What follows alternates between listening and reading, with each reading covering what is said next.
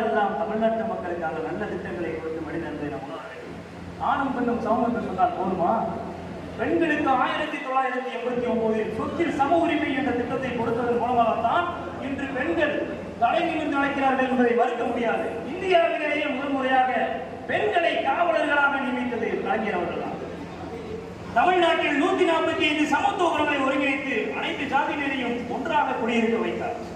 கோவையில் செம்மொழி மாநாடு நடத்தினார். தமிழ்தாயின் புகழை உலகமெங்கும் பரவச் செய்தார். அனைத்து ஜாதியினரும் அர்ச்சகராகலாம் என்ற திட்டத்தை 2006 கொண்டு வந்தார். அதன் காரணமாகத்தான் இன்று அனைத்து கோயில்களிலும் சமூக நீதி மேம்படுத்தப்பட்டது என்பதை நாம் உணர வேண்டும். அது மட்டுமா, உழவர் சந்தை திட்டத்தை கொண்டு வந்தார். விவசாயிகள் தங்களுக்கு தேவையான விளைச்சலின் விலையை தானே நியமிக்கக்கூடிய வழியை உண்டாக்கி கொடுத்தார். தவழ்கின்ற குழந்தைக்கும் ஓடுகின்ற மனிதனுக்கும் வேறுபாடு உள்ளது.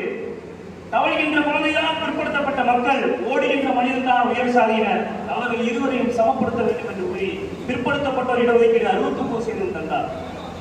அது மட்டுமா, 10 வயதில் பள்ளிக்கூடத்தின் அருகே இருந்து, 20 வயதில் காதலி வீட்டு அருகே இருந்து, 30 வயதில் விபச்சார விடுதியின் அருகே இருந்து, 40 வயதில் மதுபான கூடத்தின் அருகே இருந்து, 50 வயதில் மருத்துவமனை அருகே இருந்து, 60 வயதில் சுடுகாட்டு அருகே வீடு எண்ணிக்கொண்டிருக்கிறேன் என்று உலக புகழ்பெற்ற அறிஞர் ஜார்ஜ் பெர்னார்ட் கூறினார்.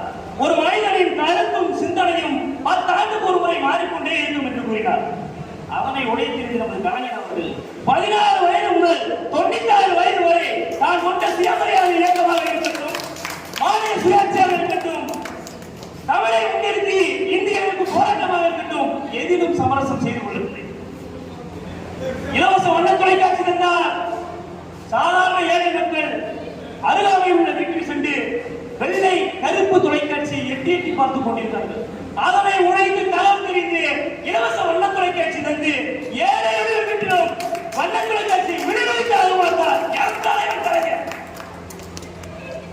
அவரது வழியில் வந்த நம் தமிழக முதல்வர் தங்க தலைமையார் அவர்கள் மகளிர் உரிமை தொகை திட்டம் கொண்டு வந்தார். அதன் காரணமாக இன்று எத்தனை இளத்தரசிகள் மாதந்தோறும் கணவன் கையில் பணம் வாங்குகிறார்கள் இல்லையோ, நம் தளபதியார் கையில் பணம் வாங்கிறார் என்பது மகிழ்ச்சிக்குரிய விடயம் அல்லவா?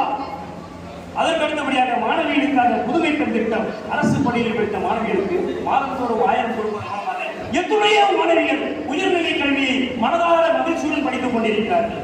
தற்பொழுது மாணவர்களுக்காக தமிழ் புதல்வர் திட்டத்தையும் கொண்டு வந்து வருடத்திற்கு 6 லட்சம் மாணவர்கள் பயிலக்கூடிய அளவிற்கு திட்டத்தை கொண்டு வந்திருக்கிறார். இவை மட்டுமா, இலவச பேருந்து பயணத்தின் மூலமாக இங்குள்ள மாணவிகள் உட்பட எத்தனை மாணவிகள் இல்லத்தரசிகள் பலனடைகிறார்கள் என்பதை நீங்கள் உணர்ந்து கொள்ள வேண்டும்.